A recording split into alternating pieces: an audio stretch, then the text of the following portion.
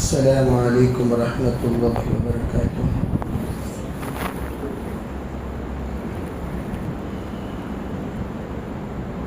الحمد للہ رب العالمین والصلاة والسلام على سید الانبیاء والمرسلین محمد وآلہ واصحابہ اجمعین ومن تبعهم بإحسان إلى يوم الدين، أما بعد فأعوذ بالله من الشيطان الرجيم، بسم الله الرحمن الرحيم، فانكحوا ما طاب لكم من النساء. وقال النبي صلى الله عليه وسلم: يا معشر الشباب من استطاع منكم الباءة فليتزوج. وقال عليه الصلاة والسلام: من حفظ سنتي أكرمه الله بأربع خصال. وقال عليه الصلاة والسلام: من سن سنتي عند فساد أمتي فله أجر 100 شهيد. وقال عليه الصلاة والسلام: من سن سنتي وجبت له شفاعتي وهو وارد علي الحوض. اللهم أيدنا بتأييدك، اللهم أيدنا بتأييدك، اللهم أيدنا بتأييدك يا رب العالمين۔ محترم معزز حضرات علماء کرام، بزرگان دین، عزیز ساتھیوں، عزیز نوجوانوں، پردہ نشین محترم دینی ماں بہنوں، اس وقت ہم لوگ نکاح کے مسنون محفل میں تشریف فرما ہے۔ بحیثیت دلہا دلہن ایک عرصہ قبل ایک مجمع حاضری دے چکا ہے اور یہ ایک مجمع اس میں حاضری دے گا۔ گویا ماضی دلہا دلہن بھی موجود ہے، حال کے دلہا دلہن بھی موجود ہیں اور مستقبل کے دلہا دلہن بھی موجود ہیں۔ اگر آپ ماضی والوں سے اپنے نکاح کے تجربے کے سلسلے میں نصیحت حاصل کرنا چاہو تو آپ ان سے پوچھیں، ذرا آپ چند جملوں میں اپنے نکاح کی خوشیاں اور تلخیاں بیان کیجئے تو وہ مثبت پہلو پر بھی چند نصیحتیں کریں گے، منفی پہلو پر بھی چند نصیحتیں کریں گے، اور اس میں چند باتوں کی وہ لوگ چند باتوں پر شکریہ ادا کریں گے اور چند باتوں پر افسوس بھی کریں گے۔ تو دو طرح کے آپ کو مجمع اور دو طرح کی نصیحت، دو طرح کی ہدایت، دو طرح کی رہبری آپ کو ہر ایک سے ملے گی۔ بعضوں کے پاس مثبت پہلو کی اور بعضوں کے پاس منفی پہلو کی اور بعضوں کے پاس مثبت اور منفی دونوں پہلو کی نصیحتیں آپ کو حاصل ہوں گی، اور یہ وہ نصیحت ہوگی جو ان کے تجربے کے اعتبار سے، ان کی زندگی کے اعتبار سے، ان کی روش کے اعتبار سے، ان کے زندگی کے انداز کے اعتبار سے انہوں نے اپنے زندگی میں کیا پایا کیا کھویا وہ اپنے اعتبار سے بتائیں گے۔ اب شریعت کی نظر میں وہ کس حد تک صحیح ہے اور شریعت کی نظر میں وہ کس حد تک بھئی صحیح نہیں ہے، وہ تو علماء فیصلہ کرنے والے، لیکن نصیحت جو وہ لوگ کریں گے یہ ایسی نصیحت ہوگی جو تجربات کی روشنی میں ہوگی۔ بعض کہیں گے آپ ذرا پڑھے لکھے سے نکاح کرنے کا ارادہ کرو، بعض کہیں گے بے پڑھے لکھوں سے نکاح مت کرو، بعض کہیں گے دیہاتی لوگوں سے نکاح کرو، بعض کہیں گے نہیں بھئی دیہاتی لوگوں سے نکاح مت کرو، بعض کہیں گے شہریوں سے نکاح کرو، بعض کہیں گے شہریوں سے نکاح مت کرو، بعض کہیں گے بھئی ایسے ویسے خاندان سے نکاح کرو، بعض کہیں گے ایسے ویسے خاندان سے نکاح مت کرو۔ گویا ہر ایک کا تجربہ الگ الگ ہوگا۔ گویا یہ ایسی کتاب ہے نکاح کی، اگر آپ کسی بھی انسان کے سلسلے میں بولنے کو کہیں اس میں شریعت کی روشنی میں بولنے والے کم ہوں گے، طبیعت کی روشنی میں بولنے والے زیادہ ہوں گے۔ شریعت کی روشنی میں گفتگو کرنے والے کم ہوں گے، اپنے تجربات کی روشنی میں گفتگو کرنے والے زیادہ ہوں گے۔ تو اس لیے علماء کہتے ہیں ارے بھائی اپنے اپنے تجربات ایک طرف اور ایک طرف شریعت نے نکاح کے سلسلے میں تمہیں کیا ہدایات دی ہے، شریعت نے تمہیں نکاح کے سلسلے میں کیا رہبری فرمائی، شریعت نے نکاح کے سلسلے میں تمہیں کیسے کرنے کو کہا، کیسے رہنے کو کہا، کیسے چلنے کو کہا، کیسے بولنے کو کہا، اس پر تم نے کتنے عمل کیا اور کتنا عمل نہیں کیا۔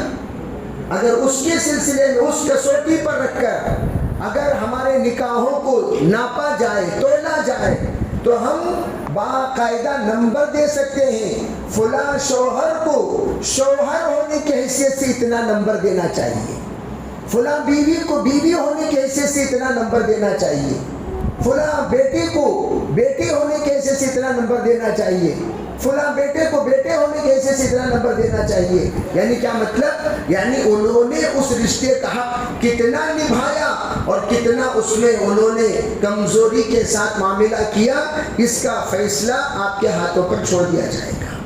شریعت کی کسوٹی پر رکھ کر تولنے سے کتنے فیصد کامیاب ہوئے، کتنے فیصد ہم ناکام ہوئے، اس کا بھی فیصلہ ہوگا۔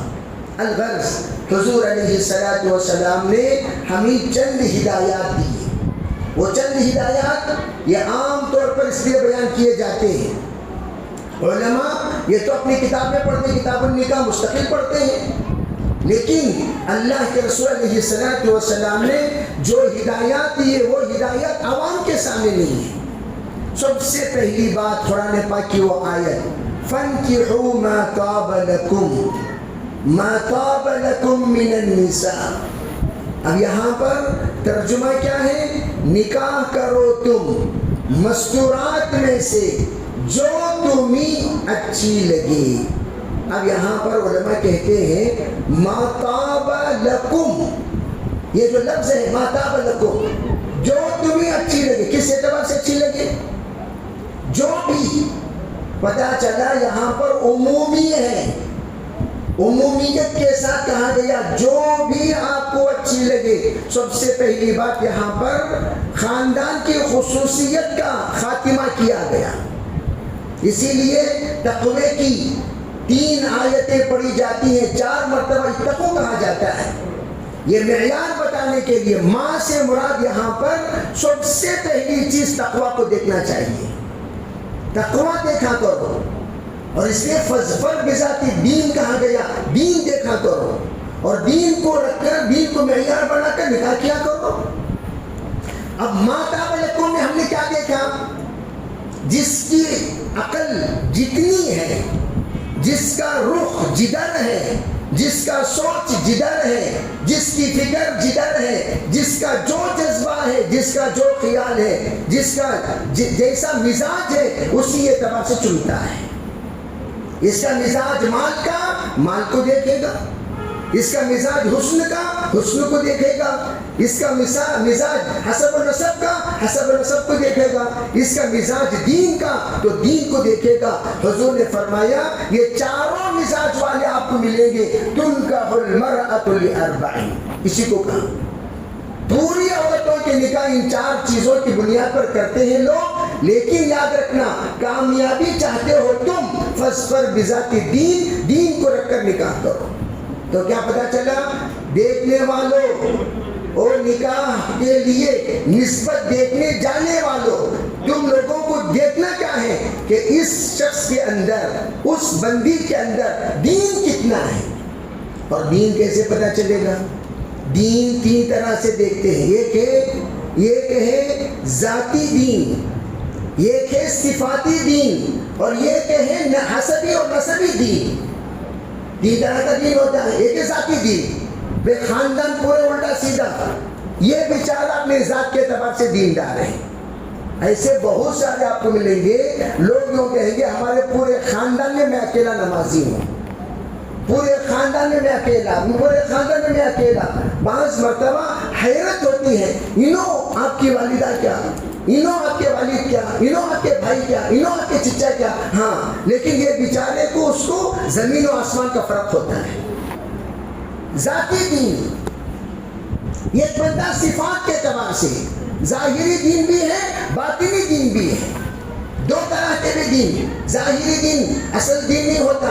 ظاہر دین یہ رمضان کا ایک ہوتا ہے، شعبان کا ایک ہوتا ہے، رمضان کا ایک ہوتا ہے، شوال کا ایک ہوتا ہے، رمضان کا ایک ہوتا ہے، ذی القعدہ ذی الحجہ کا ایک ہوتا ہے، الگ الگ گرگٹ کی طرح رنگ بدلتے رہتے ہیں۔ یہ دین، یہ ظاہری دین ہے۔ حقیقی دین وہ ہے جو دائمی دین ہے۔ تو دیکھنا کس کو؟ دائمی دین کو دیکھا کرو۔ اس لیے کہا لڑکی کے اندر 4 صفات دیکھے، لڑکے کے اندر 4 صفات دیکھے۔ لڑکی کے اندر 4 صفات جو دین کی ہے وہ کیا ہے؟ سب سے پہلی چیز وہ متقیہ ہو، یعنی گناہوں سے بچنے والی۔ لڑکا بھی متقی ہو، گناہوں سے بچنے والا ہو۔ گناہ الگ الگ قسم کے ہوتے ہیں، ایک ہے ذاتی گناہ اور ایک ہے خاندان کے اعتبار سے، رشتے کے اعتبار سے گناہ۔ ذات کے اعتبار سے انسان نیک ہے، عابد ہے، تہجد گزار ہے، ذاکر ہے، معلم ہے، مربی ہے، لیکن جب رشتے کے اعتبار سے دیکھا گیا تو رشتے میں کمزور ہے، ماں باپ سے تعلق کمزور، بیوی بچوں سے تعلق کمزور، سسرال والوں سے تعلق کمزور، ددیال والوں سے تعلق کمزور، ننیال والوں سے تعلق کمزور، یعنی ذاتی اعتبار سے دین ہے۔ اسلام اور قرآن نکاح کے سلسلے میں جس بات کو کہتا ہے وہ یہ اتقوا ربکم الذی خلقکم من نفس واحدہ۔ یہ آیت کی تلاوت کرتے ہوئے اللہ نے بتایا یہاں پر جو تقوی مطلوب ہے وہ کون سا تقوی ہے؟ اس گناہ سے بچنے کو کہا گیا کہ جس جو گناہ لوگوں کو اپنی ذات سے جدا کرنے والا ہے۔ یہ لوگ دوسرے خاندان کے، ان لوگ کوسے کے خاندان کے، تمہارے ایک بھئی بچوں کو بٹھاؤ۔ بنی اسرائیل ہمیشہ ہنگامہ کرتے ہیں۔ تو میں یہ کہنا چاہتا ہوں کہ خاندان کے طرف یہ خاندان تمہارا الگ، یہ خاندان تمہارا الگ، سب سے پہلی بات کی تصور یہ بٹھایا گیا اتقوا ربکم الذی خلقکم۔ اللہ نے یہ سمجھا دیا تم سب یہ تصور رکھو تم ایک باپ اور ایک ماں کی اولاد ہو۔ یہ الگ چیز ہے۔ بث منہما رجالا کثیرا ونساء، بہت سارے مرد اور عورتیں ان دونوں سے ہی پھیلے ہیں، لیکن جتنے مرد دنیا میں ہیں، جتنی عورتیں دنیا میں، سب کے ماں باپ ایک، حضرت آدم اور حوا۔ یہ تصور جب تک تمہارے دماغوں میں نہیں ہوگا تم ایک نہیں بن سکتے۔ اور جو بیوی تمہاری بنی ہے، جس بیوی کو اللہ نے تمہارا جوڑا بنایا، اس جوڑے کو پسلی کا جوڑا کہتے ہیں۔ خلق منها زوجها، یہ پسلی کا جوڑا ہے۔ تمہارے نصیب میں یہی جوڑا ہے، تمہارے نصیب میں یہی رشتہ ہے۔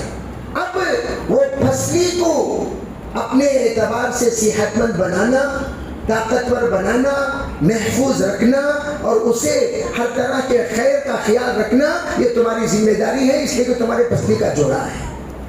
اور پھر کیا کہا؟ یوں کہا کہ وہ پسلی کا جوڑا گویا تمہارے اندر کے جذبات کا اثر تمہارے بیوی پر بھی پڑے گا۔ الطیبات للطیبین والطیبون للطیبات، اگر تمہارے اندر خباثت ہے وہ خباثت کا اثر پڑے گا، تمہارے اندر خیر ہے وہ خیر کا اثر پڑے گا، تمہارے اندر تقویٰ ہے وہ تقوی کا اثر پڑے گا، تمہارے اندر اچھائی ہے وہ اچھائی کا اثر پڑے گا۔ عورت کو اچھا بنانے کے لیے مرد کو اچھا بننا پڑے گا۔ حضرت ابرار اکثر رحمۃ اللہ فرماتے ہیں جہاں مردوں کی نظریں بہکتی ہیں وہاں عورتوں کا خیال بہکتا ہے۔ جہاں مردوں کی نظریں بہکتی ہیں وہاں عورتوں کا سوچ اور تصور بہکتا ہے۔ اگر ہم چاہتے ہیں ان کو سدھاریں، خود سدھریں۔ یہ ترتیب اللہ نے بنائی، کیوں؟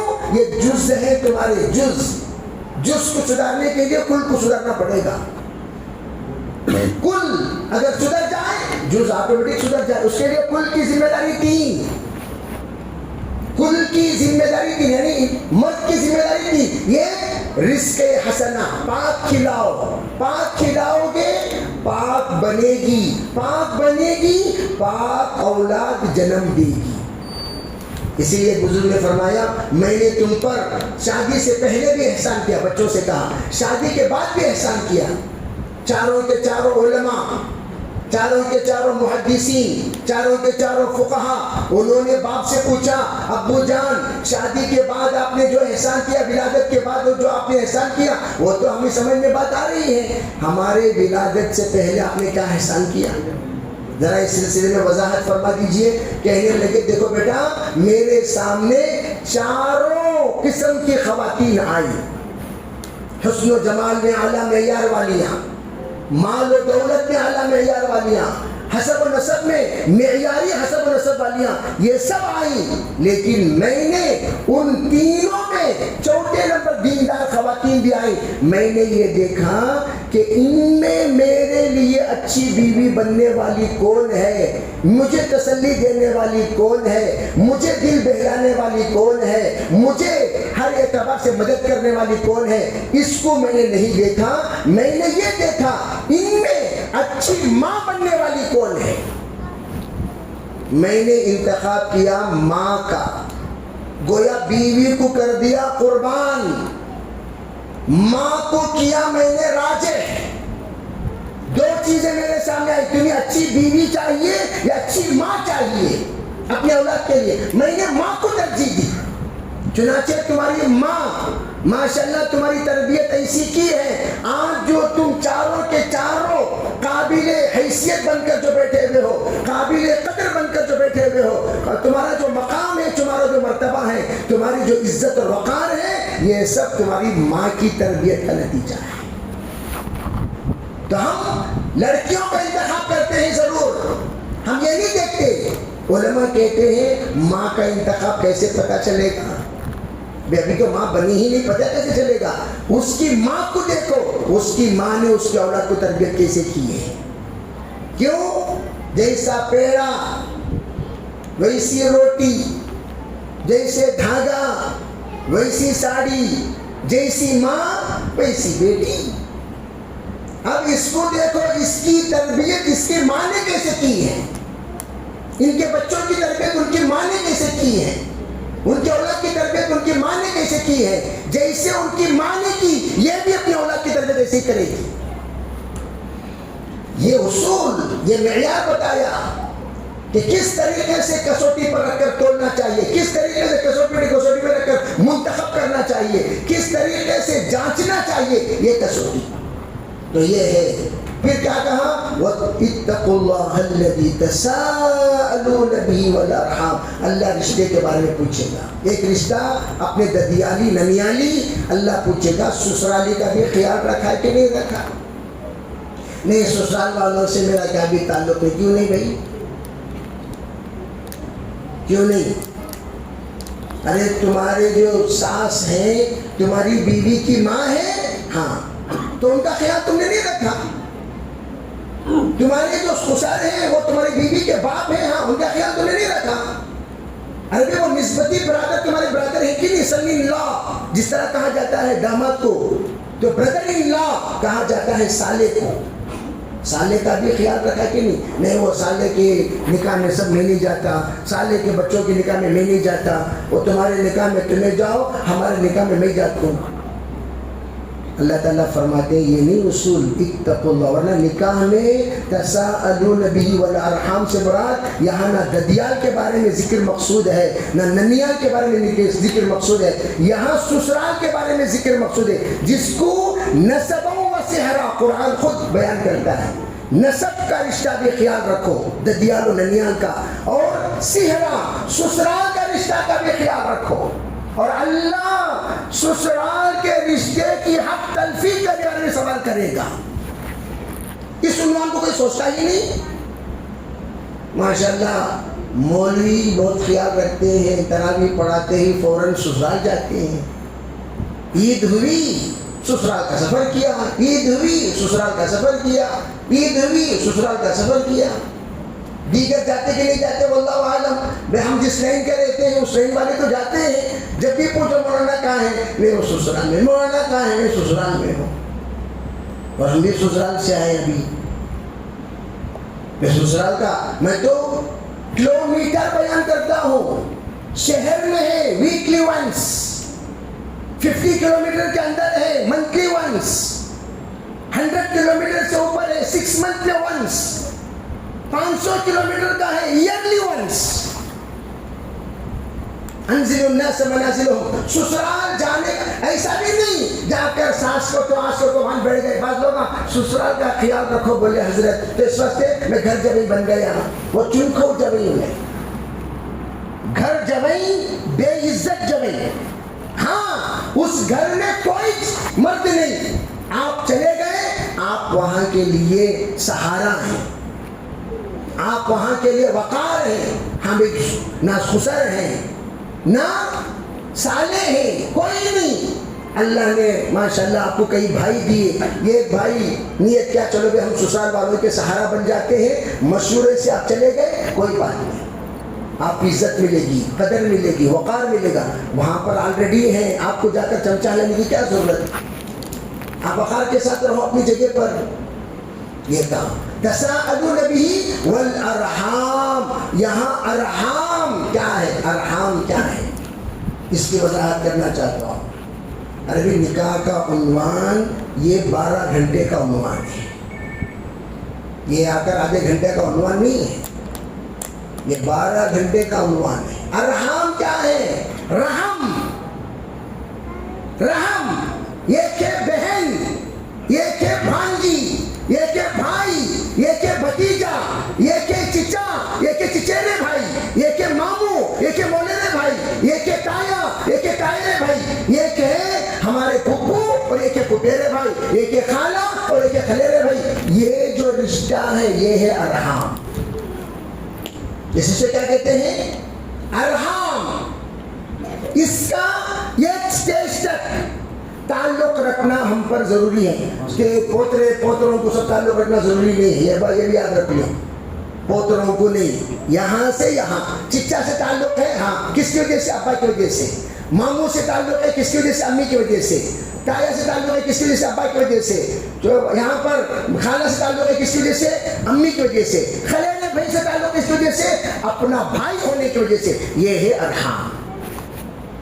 اس کا بھی اللہ سوال کرے گا، اسی لیے کہا آج اس وقت برکتیں کیوں نہیں ہے، توجہ چاہتا ہوں، پوری کائنات میں برکتوں کی کمی، ہر جگہ پر بے برکتی، ہر جگہ پر وجہ دو ہی وجہ ہے، یہ سود کا عام ہو جانا، نمبر 2 رشتے کو کاٹنا، رشتہ کٹا ہوا ہے آج، اللہ ماشاءاللہ مجھے خوشی ہوتی ہے تمل ناڈو کا ذکر کرتے ہوئے، تمل ناڈو میں ایک حد تک رشتہ جڑا ہوا ہے، اور دیگر نکاح میں دیکھتے بیور سے پوچھ رہے ہیں جاجی نو شو اور بیور سی کا جینے نو شو، کیوں وہ نکاح میں ادمیت نہیں ہے نا، بھی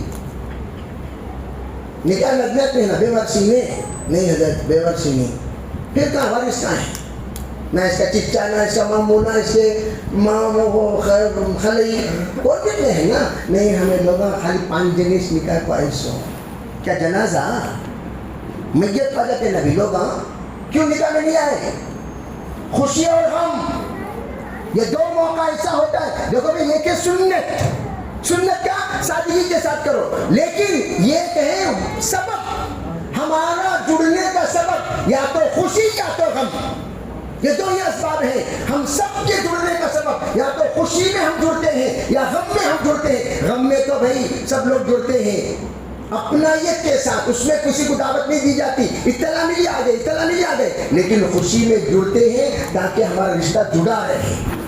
اور یہ جو رشتہ جڑا رہے گا اس کے دو فائدے ہیں، یہ کہ اللہ تمہاری زندگی میں برکت دیں گے۔ علماء نے فرمایا حیات کے لمبی ہونے کے لیے سبب یہ رشتے کو جوڑنا ہے، اللہ لمبی عمر عطا کریں گے۔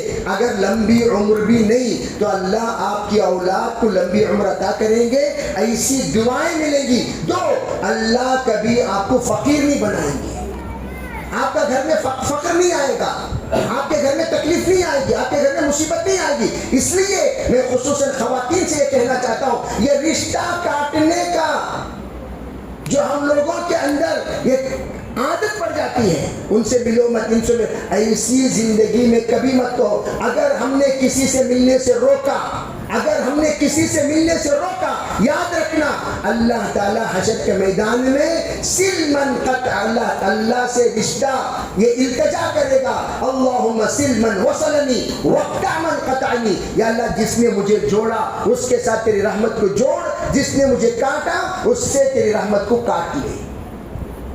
تو نکاح یہ رشتہ جوڑنے کا سبب ہے۔ ماشاءاللہ نکاح کے ذریعے سے رشتے مضبوط ہوتے ہیں۔ اس لیے میں کہتا ہوں ہمیشہ کہ ایسا رشتہ اپنا بناؤ کہ آپ کے رشتے کو دیکھ کر، آپ کے میاں بیوی کے جوڑے کو دیکھ کر، آپ کی محبت کو دیکھ کر، آپ کی الفت کو دیکھ کر، آپ کے اتحاد کو دیکھ کر، آپ کے اتفاق کو دیکھ کر، آپ کی انسیت کو دیکھ کر کئی رشتے بن جائے خاندان میں۔ ماشاءاللہ یہ بچہ فلاں گھر سے ہم لیے، اس بچے کے چچارا بھی انہیں بھی ایسا چھوگا، اس کا مولیرا بھی انہیں بھی ویسا چھوگا، اس کے خلیرا بھی انہیں بھی ایسا چھوگا، چلو بھی وہاں سے رشتے ہوئے۔ ماشاءاللہ اس ایک رشتے کو دیکھ کر جتنے رشتے بنتے ہیں، بعد کے رشتے والوں کے اوپر ذمہ داری ہے۔ پہلا رشتہ جس طریقے سے اپنے لیے رشتے کا سبب بنا، اس رشتے کی لاج رکھ کر ہم اپنی زندگی کو اچھی گزاریں۔ اس لیے ایک اور بات میں کہنا چاہوں گا، یہاں پر جس وقت ہم پوچھیں، پرانے نوشوا نئے نوشوا کی بات آئی، 10 منٹ میں آپ سے ٹائم لیتا ہوں، جس وقت ہم پوچھیں ہاں بھائی بتاؤ، بیگم سے پوچھیں تمہارے شوہر کیسے؟ ماں ہم نے پوچھا بھائی آپ کے شوہر کیسے؟ تو بیگم نے یوں کہا الحمدللہ۔ وہ الحمدللہ بولنے کا جو انداز ہوتا ہے اسی میں آپ پرسنٹیج لگا لے سکتے، کتنے پرسنٹ کا الحمدللہ کرو۔ الحمدللہ کمزور، بعض لوگوں کا الحمدللہ کلے کو نکلتا، تو اس کا مطلب کیا؟ 10 سے 20% الحمدللہ ہے، 80% الحمدللہ نہیں ہے۔ پھر بھی عزت بچانے کے واسطے الحمدللہ کمزور، الحمدللہ کھسکلے کو نکل رہا، سونے نکل رہا، زبردستی کھسکلے کو نکل رہا، بلکہ الحمدللہ کو گھسیٹنا پڑ رہا ہے، آئیے الحمدللہ، آئیے الحمدللہ کو، تو انہیں گھسک لگا کر نکل رہا ہے۔ تو یہ الحمدللہ 10%، 20%، 40%، 50% کیسے ماں پوچھے تو ماشاءاللہ یہ آ کر ابو 75%۔ ارے سن رہے ہیں، سو رہے ہیں، اپنا معیار لگا لو، کتنے درجے کے ہم لوگ الحمدللہ والے ہیں، کتنے درجے کے ہم لوگ سبحان اللہ والے ہیں۔ یہاں پر آپ کے بیگمات بھی سن رہی ہیں، گھر کو جا کر اپنا لیول پوچھ لینا، اور عورتیں بھی مردوں کا لیول، مرد عورتوں کا لیول، مردوں سے پوچھے، ماں سے پوچھے، بیگم سے پوچھے، تمہارے شوہر کا درجہ الحمدللہ، تمہارے شوہر کا درجہ ماشاءاللہ، تمہارے شوہر کا درجہ سبحان اللہ۔ یہ ماشاءاللہ سے بھی آگے سبحان اللہ، ان سے آگے کا معیار ہے ہی نہیں شوہروں میں، ان کے آگے کا معیار ہے ہی نہیں بیویوں میں۔ بیوی ہوتا اسی، شوہر ہوتا ایسا، یہ مثالی شوہر ہے، یہ مثالی بیوی ہے یہ۔ اور پوچھے کیسے ماں؟ انہوں بولے لا حول ولا قوت الا باللہ، ان کے بارے میں باتیں کرو نہ کو، کیسے ماں؟ استغفر اللہ استغفر اللہ، میں روزانہ توبہ کر لیتا ہوں ان کے بارے میں سوچ کو. کیسے ماں؟ کیا بولے؟ اعوذ باللہ. ارے کون سا درجہ ہو گیا؟ اعوذ باللہ کا درجہ ہو گیا. یعنی شوہر کا معیار اعوذ باللہ کا، بیوی کا معیار اعوذ باللہ کا. معیار گویا نیگیٹو میں آ گیا ہے، پازیٹیو میں نہیں، نیگیٹو میں، منفی پہلو میں، گراوٹ میں، ذلت میں. اب ہم دعوت دیتے ہیں، سنو، ارے اللہ کے بندیوں اور بندو، جو بھی اعوذ باللہ والے ہیں وہ توبہ کر کے استغفر اللہ کو آؤ. اس لیے اعوذ باللہ کے بعد کیا پڑھتے ہیں؟ زمینش، وہ درجے سے نیچے اترو. استغفر اللہ سے لا حول کو آؤ، لا حول سے الحمد کو آؤ، الحمد سے ماشاءاللہ کو آؤ، ماشاءاللہ سے سبحان اللہ کو جاؤ. کریں گے انشاءاللہ بھائی؟ ارے وہ سب کریں گے انشاءاللہ. یہ بیان یہ 900 کو نہیں ہو رہا ہے. یہ بیچارہ ابھی بسم اللہ خانی ہو رہی ہے اس کی زندگی کی. آج جیسے مدرسوں میں بسم اللہ خانی ہوتی ہے تو اس طرح اس کی ازدواجی زندگی کیا ہو رہی ہے؟ بسم اللہ خانی ہو رہی ہے. اور وہ بیچارہ سبق ابھی پڑھنا شروع کرے گا، لیکن یہاں پر کوئی سبق نمبر 2 سبق نمبر 10. تو اس لیے نیت کرو انشاءاللہ. دیکھو بھائی ایک بات سنتا ہوں، میاں بیوی کا رشتہ کوئی معمولی رشتہ نہیں. بیوی کے لیے خصوصاً اگر وہ 4-5 وقت کی نماز پڑھ لی، اذا صلت خمسہ، رمضان مبارک کے روزہ رکھ لی اور قضا کر لی، وصامت شہرہا واطاعت بعلہا، اور اپنے شوہر کی بات مان لی، اور وحفظت نفسہا، اور اپنی عزت و آبرو کی حفاظت کر لی. یہ 4 کام اگر کوئی خاتون کر لیتی ہے، دخلت الجنہ، جنتی بن گئی. اور آج سب سے زیادہ جہنم میں جانے والی عورتوں کو سرکار نے دیکھا اور آ کر کہا، لوگوں نے پوچھا کیا بات ہے حضور، کیا وہ اللہ کی نافرمانی کرتی ہے؟ کہا نہیں، وہ شوہر کی نافرمانی کرتی ہے. اس لیے سب سے گزارش کرتا ہوں، شوہر کی نافرمانی سے ہم سب کو بات کریں گے انشاءاللہ. اس کے لیے 4 عمل بولتا ہوں، سن لیجئے، پھر نکاح خوانی ہو جائے گی، پھر نماز ہو جائے گی انشاءاللہ. کہ 4 عمل کیا ہیں؟ پہلا عمل یہ ہے کہ ہم لوگ انشاءاللہ جس وقت میں نے قبول کیا کہے، یہ نیت کرے، یا اللہ جنت تک لے جانے کی ذمہ داری قبول کرتا ہوں. کیا نیت کرنا؟ بولو بھائی. جنت تک لے جانے کی ذمہ داری قبول کرتا ہوں. پرانے نوجوان بھی اب سے نیت کر لیں انشاءاللہ. ٹھیک ہے بھائی؟ جب بہنوں قبول کیا بولتی تو تمہیں دل ہی دل میں یہ خطبے کے بعد میں نے قبول کیا یا اللہ. کسے؟ ہمارے بیگم جو ہیں ان کو 100 بار قبول کر سکتی، 1000 بار کر سکتی، انہیں کچھ سکتی ہوں. ٹھیک ہے؟ انہی کو ری قبول فرما کر یہ نیت کر لیں، انشاءاللہ جنت تک لے جانے کی ذمہ داری قبول کرتا ہوں. کریں گے انشاءاللہ. کیا مطلب؟ یا اللہ ہمارے اس جوڑے کو جنتی جوڑا بنا. جب اللہ کہے گا وَامْتَازُوا الْيَوْمَ أَيُّهَا الْمُجْرِمُونَ، مجرم ایک طرف ہو جائیں گے، نیک لوگ ایک طرف ہو جائیں گے. اللہ سے یہ دعا کیجئے میری بیوی میرے ساتھ نیک لوگوں کے ساتھ آ جائے. کریں گے انشاءاللہ بھائی. اس سے بڑھ کر بد نصیبی کیا ہوگی؟ ہم ادھر وہ ادھر، یا وہ ادھر ہم ادھر. اس سے بڑھ کر بد نصیبی کیا ہوگی؟ ایک تو نیت کرنا. اس لیے حضرت شیخ الحدیث زکریا صاحب رحمۃ اللہ علیہ بڑی قیمتی نصیحت فرماتے تھے. میں ہمیشہ نکاح کے آخری مضمون یہ بیان کیا کرتا ہوں. حضرت مفتی شفیق خان صاحب رحمۃ اللہ علیہ، خلیفہ اجل حضرت شیخ الحدیث زکریا صاحب رحمۃ اللہ علیہ کے سامنے جس وقت سیلم کے اجتماع میں نے بیان کیا، انیس الرحمان صاحب ابھی بھی باحیات ہیں، اور کون ہے؟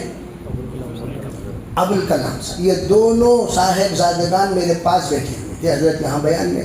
میرا یہاں بیان چل رہا، یہ عنوان اٹھا کے یہاں سے اٹھ کر حضرت کے پاس گئے، جا کر کان میں پوچھا کیا ہے وہ بول رہے ناصر.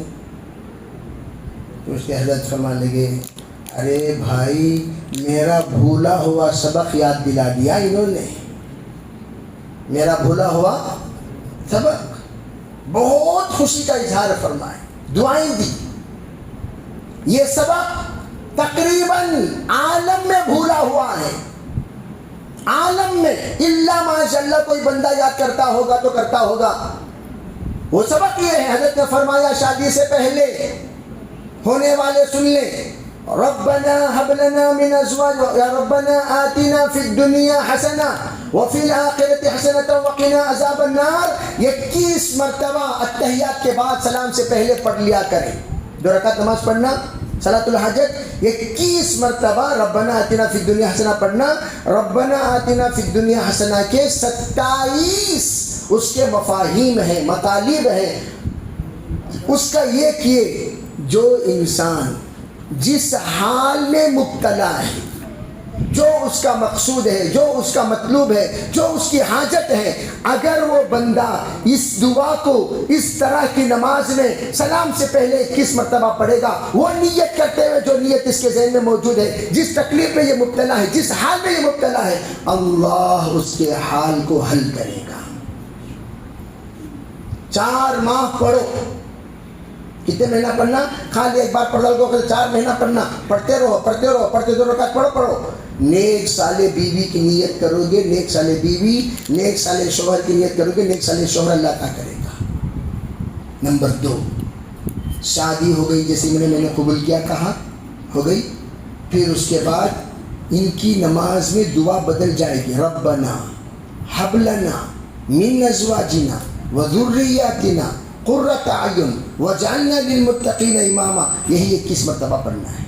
کریں گے انشاءاللہ. کیا بریانی کھائے تک انشاءاللہ نہیں بولیں گے؟ کیا کریں گے انشاءاللہ.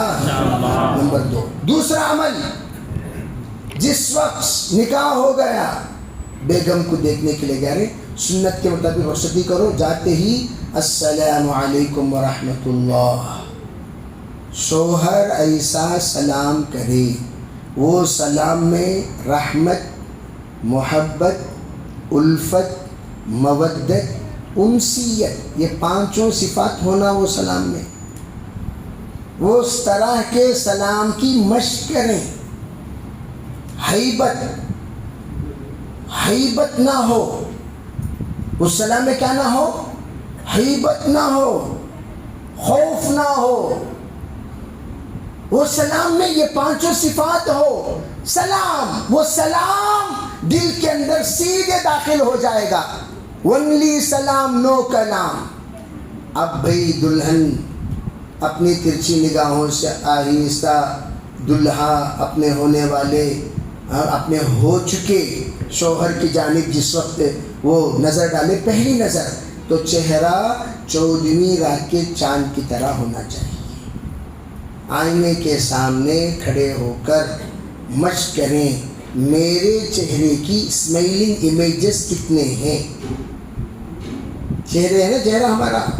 آئینے کے سامنے کھڑ کو ذرا مسکرا کو دیکھنا، کون سی مسکراہٹ میرے بیگم کو پسند آئے گی. اس مسکراہٹ والے امیج کو کیچ کرو، اسی امیج کے ساتھ وہاں پہنچنا ہے. ہنسنا نہیں ہے، یا اسمائلنگ کہہ رہا ہوں، لافنگ نہیں. یہ کہے کھلکھلا کر ہنسنا. کھلکھلا کر ہنسو گے بیوی گھبرا کر پریشان ہو جائے گی. کون سا دیوانہ ماٹی ملے اندر گھس گیا. مسکراہٹ. پھر مصلی بچھائیے آگے پیچھے، ایک آگے ایک پیچھے. پیچھے کے مصلی میں دلہن، سامنے کے مصلی میں دلہا. پیچھے کے مصلی میں دلہن سے کہیے اقامت کہیں، نیت کرے یا اللہ 2 رکعت صلاۃ الحاجت تابع اس امام کے پڑھ رہی ہوں میں، زندگی بھر ان کی تابع داری میرے حق میں مقدر فرما. ابتدا میں تابع داری، بعد میں چپکے بڑھ جاتے تھے، بعد میں تمہیں چپکے بیٹھ رکھیے.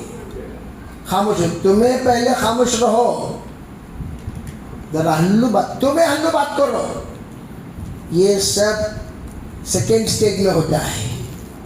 اس لیے ان سے کہیں آخری دم تک خاموش نہ سوچ. خاموش رہو تو شوہر کی عزت خالی کیا اس کی ویلٹی ہے کیا؟ 1 سال تک عزت کروں گی تمہاری، 1 سال کے بعد تمہاری عزت ختم. اس طرح ویلیڈیٹی والی عزت نہ کریں. دائمی نیت کرو، میں جب دنیا سے رخصت ہوں گی اس وقت میرے شوہر کے دل میں ذرا برابر میرے بارے میں ناراضگی نہ ہو. کیا فائدہ ہوگا؟ فرمایا لو ماتت المرأة وزوجها عنها راض دخلت الجنہ. اس حال میں بیوی کا انتقال ہو، شوہر اس سے راضی ہو، کہاں سیدھے جنت پہ جائے گی. نماز ادا، پھر مصلی اٹھائیں، شوہر نیت کریں یا اللہ 2 رکعت نماز پڑھ رہا ہوں میں، پوری زندگی اس دیواجی زندگی کے حقوق ادا کرنے کی توفیق عطا فرما، یہ نیت کریں. مصلی اٹھائیں، بازو بچھائیں اور یوں کہیں میں دعا کرتا ہوں، آپ آمین بولو، یہ دعا کرے وہ آمین کہے. پھر اس کے بعد تہجد کا اہتمام کرو، نیک صالح اولاد پیدا ہوں گے، اولیاء اللہ پیدا ہوں گے. فجر کا اہتمام کرو، نیک صالح پیدا ہوں گے. اللہ عمل کی توفیق عطا فرمائے.